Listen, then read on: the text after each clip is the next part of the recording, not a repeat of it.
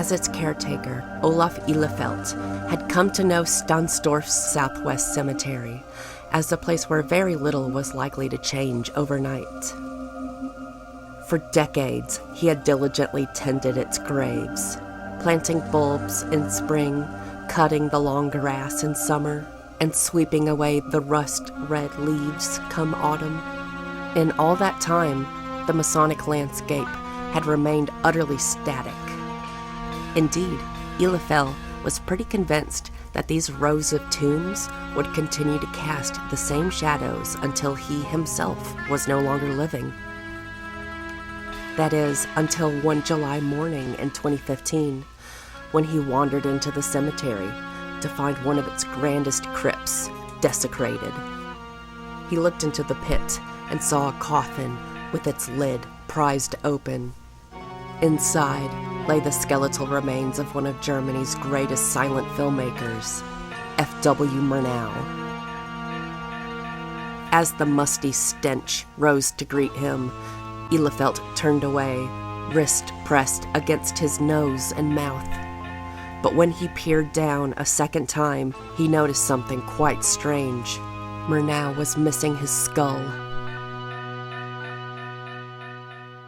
Murnau died not in Germany, but in California, where he had managed to escape the Weimar Republic and established himself as one of the leading lights of Hollywood's golden age. On March 10th, 1931, just a week before the release of his film Taboo, A Story of the South Seas, Murnau was driving along the Pacific Coast Highway in a rented Packard touring car. As his valet, Eleazar, navigated the pair along the winding coastline, the director alerted him to a truck that had unexpectedly veered onto the wrong lane. Swerving to avoid the vehicle, Eleazar hit an embankment, causing the car to overturn and throw the occupants onto the road. Murnau died the next day, having sustained severe head injuries. After a service at the Hollywood Lutheran Church on March 19th, Murnau's body was shipped over, Dracula-style, to Germany, where he was buried in a cemetery 12 miles south of Berlin.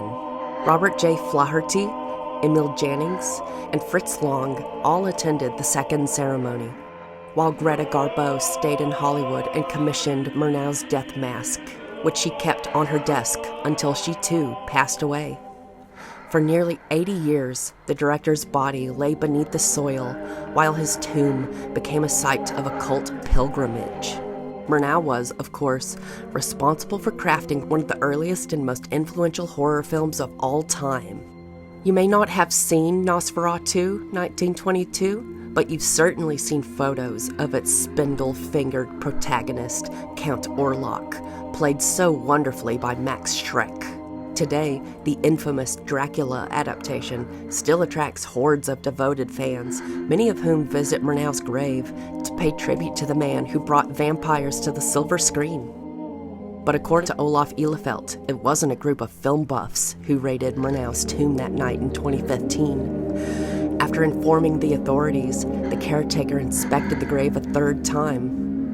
On the ground, he found traces of candle wax, leading him to assert that Murnau's skull was stolen by Satanists who had used it to perform some candlelit ritual under the cover of darkness. Nearly 8 years later, that skull is still missing.